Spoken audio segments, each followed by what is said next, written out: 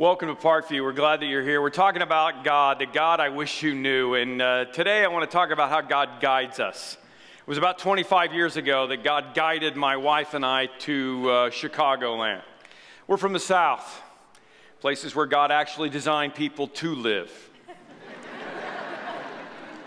We know that we were called by God to come here, and the story of how it all happened is really, really crazy. I got to tell you, I almost left the first summer when my tomato plants froze on Memorial Day, and I had to go find some new ones, but we knew it was God's plan. I was in Florida for a conference a week ago, because I'm not stupid, and I walked into this restaurant in Bonita Springs, Florida, and somebody grabbed my arm and said, "Pastor Tim," which happens a lot more than you would imagine all over the place, and just turned out that these were some people that were instrumental in how God worked everything out. I mean, they were part of the early part of the church, and, you know, I knew who they were. I was familiar with the story and how they connected somebody that was connected to me and a youth minister friend in St. Louis where I was at the time, and how I was talking to him one day, and he told me about this church, and the whole thing that it always happened, the way that it all went together, how we got here was an absolute God guidance story.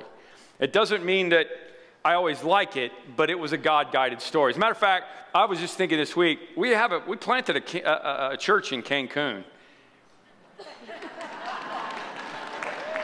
Could I get parking lot attendants? I mean, could we just make it a campus, you know, and I could send video back here, right? I mean, that'd be okay, wouldn't it? You don't mind if I'm in a Tommy Bahama shirt with a little umbrella drink, do you? That'd be great, right?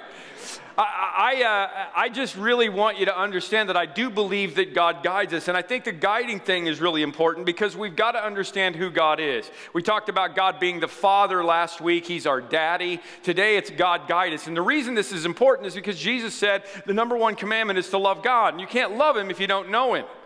A.W. Tozer said it this way: what comes into our minds when we think about God is the most important thing about us. It's the most important thing. So you need to understand who God is. And He guides us. So to get us started today, let me just start with the end of a verse that probably a lot of you know and help you to understand this. And I just want you to repeat this after me. He will make your paths straight. Say that.